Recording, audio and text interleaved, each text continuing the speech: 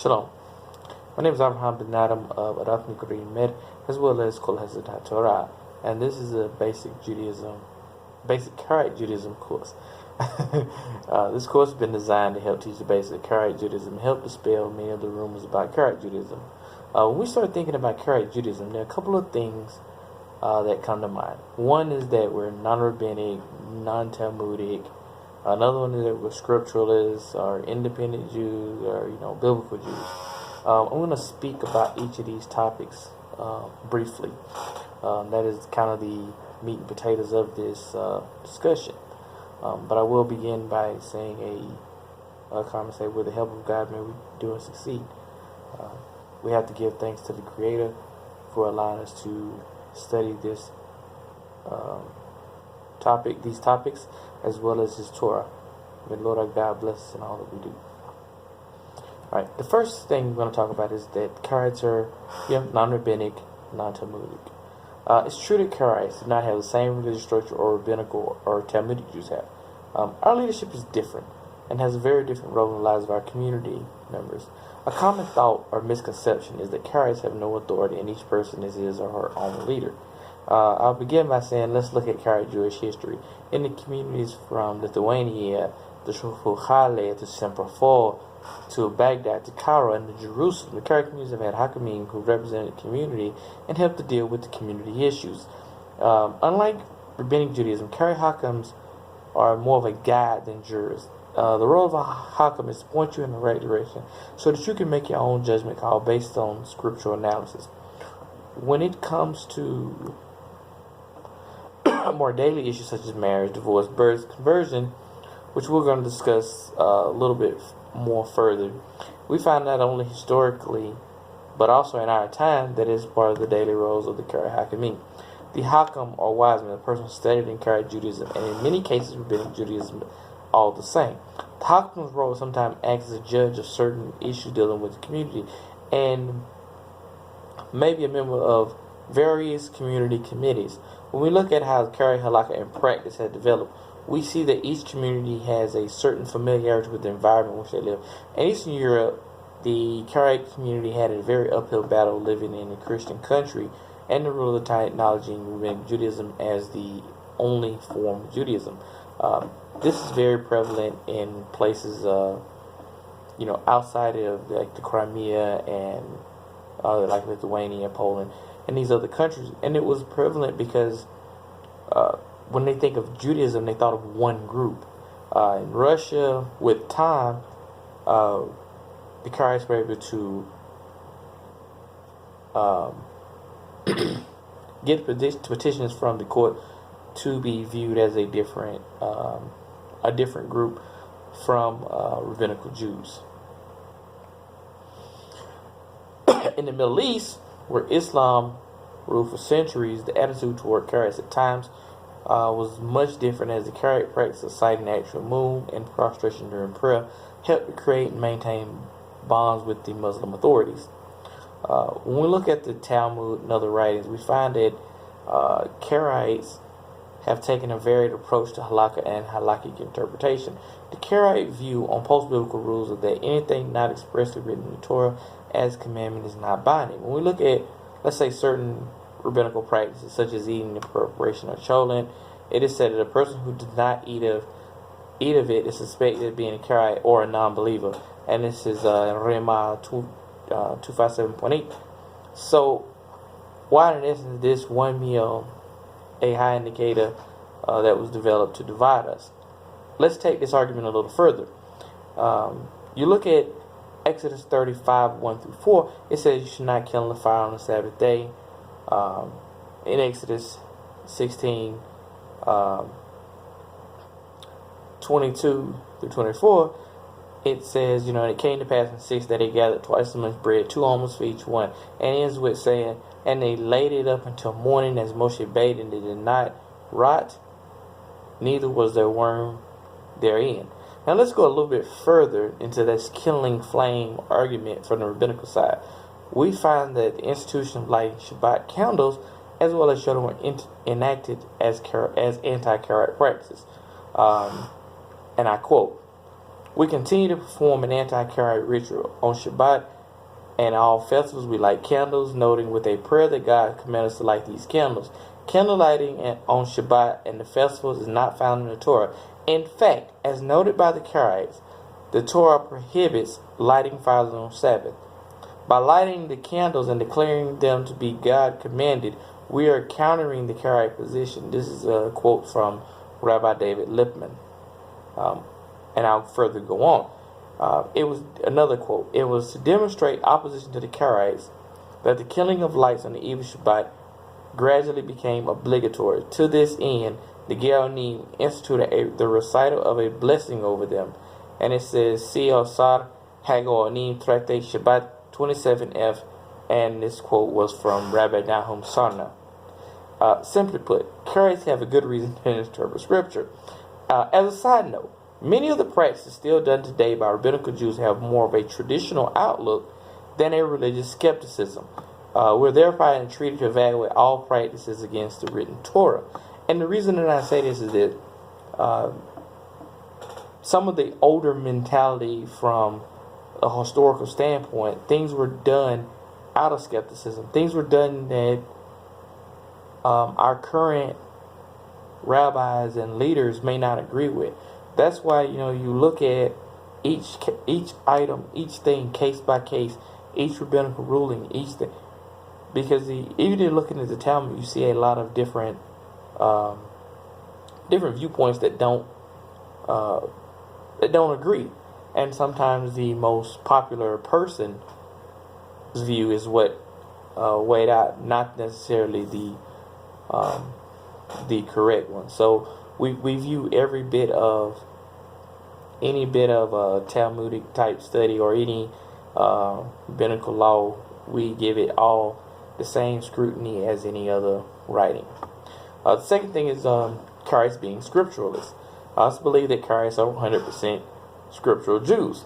This is only partially true, as the Karaites, as a post-biblical movement, derive our halakha from more than a single source. First, there's Peshat, or the written level. Next, there's inference, and that's what does Scripture mean, or what does it infer that it's meant. The third and final is community practice. When looking at any community practice, it must hold up to the scrutiny of the written Scripture. An example is the use of tefillin and mezuzah. The Scripture speaks of binding them for a sign upon your hand that should be frontless between your eyes, and you should write them upon the posts of your house and on your gates. And that's Deuteronomy 6, 8 through 9. This command is written also in Exodus, and it is thought that it has that it's a literal commandment. And remember, Judaism, this means that it's obligatory to wear tefillin in the place of mezuzah on the wall. However, in truth, to write these words, you would have to write the entire Torah in the tefillin as well as in the mezuzah. So basically, you'd have a guy with the big Torah scroll sitting on his head, and a big Torah scroll attached to each door, if we went 100% literal with this. Okay, so when we look at Exodus 13:9, we see it mentioned as a memorial, not a physical item. The current interpretation is we should remember the commandments, and it should be in the works of our hands, between our eyes and what we see. And when it speaks of the gates of our home, it means to keep the commandments in our home. Is there a problem with mezuzahs? No. However, the current mentality on mezuzahs is they pretty much have the 10 commandments, or what we call 10 utterances, on a scroll or plaque. Many Karaites hang mezuzahs to help with Jewish unity and to make other Jews feel welcome. You don't want your neighbors to shun you. You don't want your neighbors to walk past your house and say, "Oh, can't go here. This place is not Torah observant." So, out of respect and in Jewish unity, there are Karaites who have mezuzahs. I have a metal plaque that I use as my mezuzah. Has the 10 utterances on it in Hebrew. That's what I use. That's what I use as a sign for me and my family that we're Torah observant. All right. Another way to look at the thought on Karaites being 100%. Let's look at Deuteronomy 10:6, where it says to circumcise your heart. The Karaite interpretation is that this is figurative, not literal. So how can Karaites say they're scriptural if they don't follow the Torah? It clearly says to circumcise the foreskin of your heart. So, before you go out there and begin circumcising the hearts of all the Jews you see, remember that being scripture is open to interpretation, and that interpretation must not only make sense but also be physically or figuratively applicable. We can't do 100% of everything that the Torah says. A lot of the things that the Bible actually says, it's not actually physical. It's don't do it with your hands. It's basically you take it in. You take the scripture in and you give it out. So a lot of times we see this in some circles as being, we should be 100% literal, but in essence we're literal, but we use common sense as well. Independence. It says if you ask two Karaites a question, you get two different answers. The beauty of Karaite Judaism is that individuals are able to interpret scripture. Now, this interpretation does have a level of community practice in it. One of the biggest debates in Karaite Judaism is saying the sacred name during prayer. The traditional view is not to say the sacred name during prayer. However, in many in the non-traditional community, or might I say, who are not born Karaite or raised in the Karaite community, insist on saying the name. I'm going to have to address that difference on Karaites born in the community versus not. That's something that I'll probably I'll address later in a different discussion. But when we look into the saying of the name, there are many ways to say the name, and these scholars done their research to come with their conclusion. As said earlier, all Karaites do not agree on a single point. So there are at least 3 pronunciations that I personally know of from 3 different Hakkams. In the U.S., there are more people who want to say the name. However, if you enter a traditional Karaite synagogue, this is not a welcome activity out of respect for the community. Some use it as a deal breaker when it comes to entering the synagogue. One of the joys of the Karaite community is that it is ever changing, it's ever growing. And for those who want to assist in this effort, should spend time in the synagogue instead of running away from them. During the history of Judaism, we've relied on community practice and procedure to fill the gaps in our life, not expressly mentioned in the Torah. Our communities want to evolve. They want new ideas, new thought processes, and new ways to meet the commandments. I say that to say this. In Karaite Judaism, as with all forms of Judaism, community is what strengthens our bonds as a group. The idea of being a Jew of one is a modern expression of faith that has caused more division than unity. When we remove the discussion from biblical interpretation and decentralize from our roots of faith, meaning our community, we further go from being united in faith to more of a group of people using a name. And when I say a group of people using a name, I do mean we got a guy here in Texas. We got a guy in Arizona. We got a guy in South California, away from community. And everybody has their entire thought on what a Karaite should be.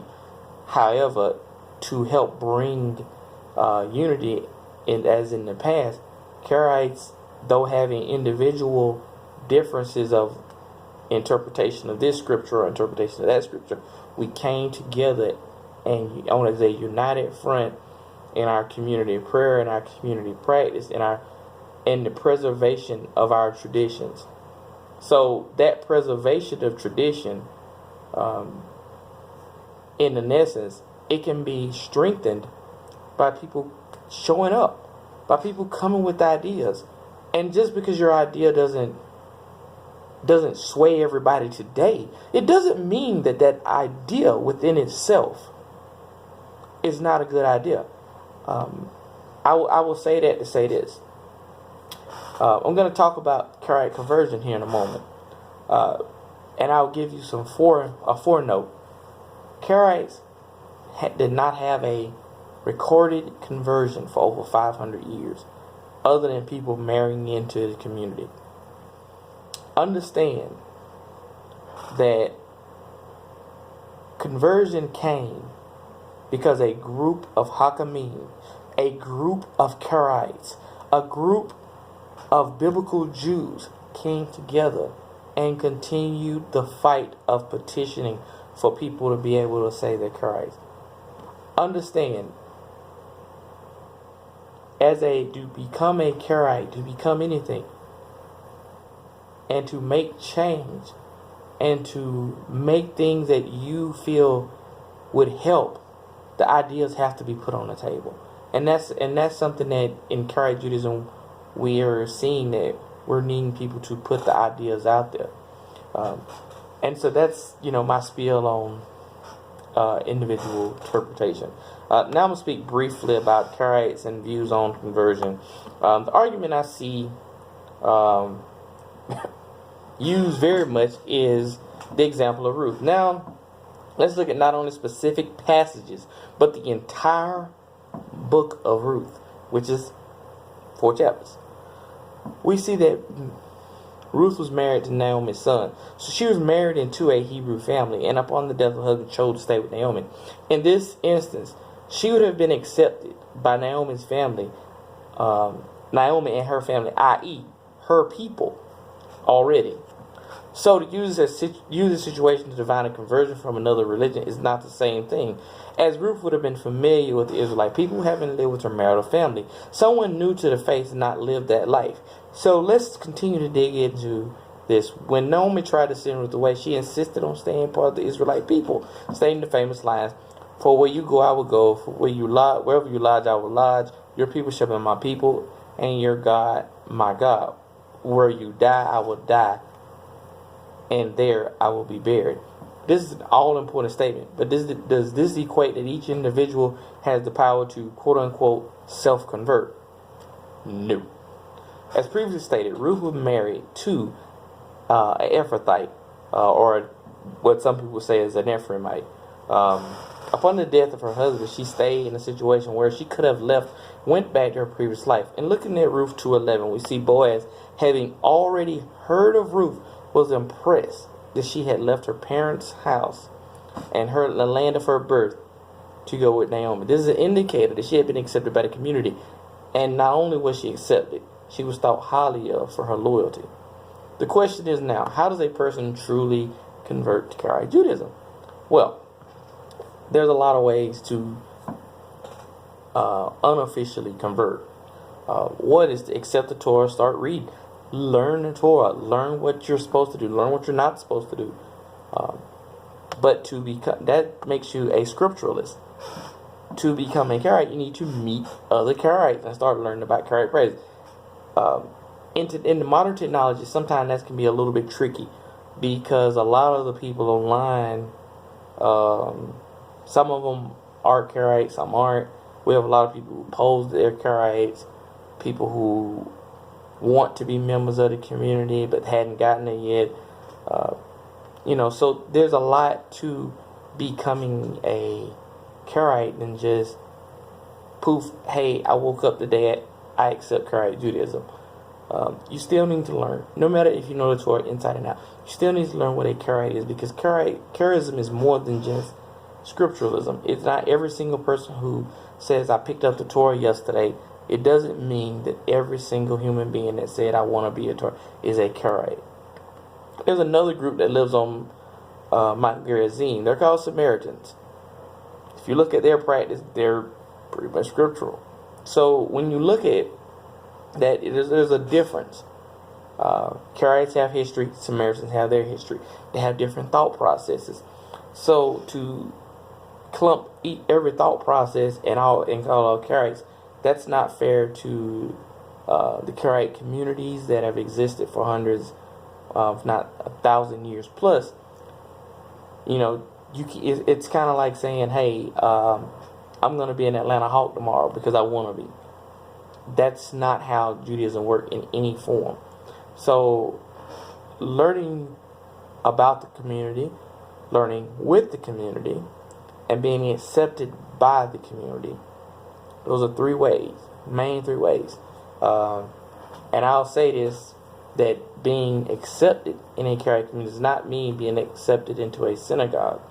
It means that you have officially stood in front of the community, and the community has accepted you as a full-fledged member. Anybody who walks in a Karaite synagogue will feel the love. The community loves new people. They love visitors. They love people who are interested in our faith. So, as I stated earlier, if you're sitting at home and you're thinking, hey, I may want to be a Karaite or whatever, start being involved in Karaite prayer. start being involved in Karaite discussions. The only warning that I would give anyone when it comes down to Karaite Judaism is watch the good old Facebook groups, etc. Because a lot of them, we find that they're different agendas, and a lot of them aren't agendas that are promoted by the community. So to learn about Karaite Judaism, sometimes it's easier to just, hey, ask a Karaite. And with that, I'll say shalom, and may everyone have a great evening.